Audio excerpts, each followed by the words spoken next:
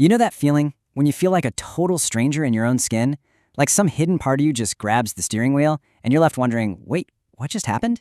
Well, today we're diving into a powerful idea from the psychologist who actually unlocked this mystery, our very own dark side. Seriously, think about it for a second. That sharp comment that just flew out of your mouth, that sudden impulse you absolutely cannot explain, that feeling, that weird disconnect from yourself. It's a bizarre but totally human experience. So the real question is, where does that other you even come from? Okay, so let's get right into it. We're about to investigate this really strange phenomenon of acting out of character. It's a mystery that's happening right inside our own heads. And look, this is not just you. I promise. It's a feeling that connects basically all of us. It's that moment where your conscious, rational self, the person you think you are, gets shoved aside by an impulse that feels like it beamed in from another planet. So, who's pulling the strings here? Well, to get the answer, we've got to turn to the brilliant psychologist Carl Jung. He gave this hidden force a name, and it is the key to this whole puzzle. He called it the shadow. So here's the deal. The shadow is basically this psychological backpack that we all carry around. And into this bag, we stuff everything we don't like about ourselves, or maybe everything that society told us was not okay. The thing is, it's not necessarily evil. It's just the stuff we refuse to look at. So what's actually in this backpack? Oh, all kinds of stuff.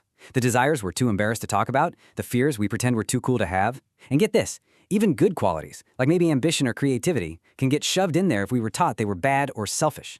It's basically the home for all our most powerful secret impulses. This, right here, lays out the battle perfectly. Your ego, that's your public profile. It's curated, it's managed, it's who you tell everyone you are. The shadow, though, that's the raw, unfiltered, behind-the-scenes footage. And I love this last line. It just nails the tension. What you think you are versus what you also are.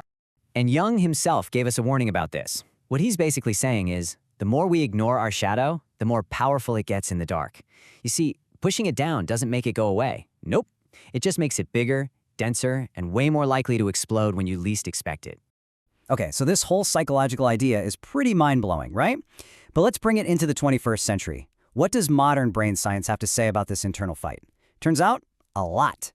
You see those "that wasn't me" moments? They're not just some vague feeling. They actually line up with a real physical event in your head. It's a quick, intense battle for control between the conscious and unconscious parts of your brain.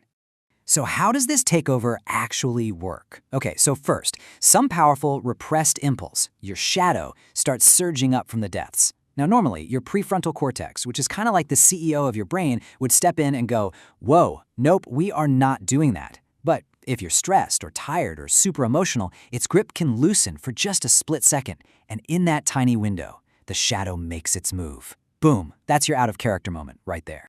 Okay, so if we all have this shadow lurking inside us, what are we supposed to do about it? And that brings us to the most important part of this whole thing. Why knowing this stuff isn't just interesting, it's actually, well, life-changing. And here is the big twist. The whole point is not to declare war on your dark side. You can't win that war because it's a part of you. The real goal is to just turn around, look at it, and listen, to try and understand what it's been trying to tell you all this time. And why even bother doing that? Well, because facing your shadow is literally the path to becoming a more whole, complete person. It leads to this incredible self-awareness. It lets you live more authentically instead of always performing. It's where the real, deep work of personal growth actually happens. So, I'm just going to leave you with this to think about. What if those parts of yourself that you've hidden away, the ones that feel weird and uncomfortable, what if they actually hold all the energy, creativity, and strength you feel like you're missing? What if making peace with your shadow isn't about becoming a bad person, but about finally becoming your full, complete, and authentic self?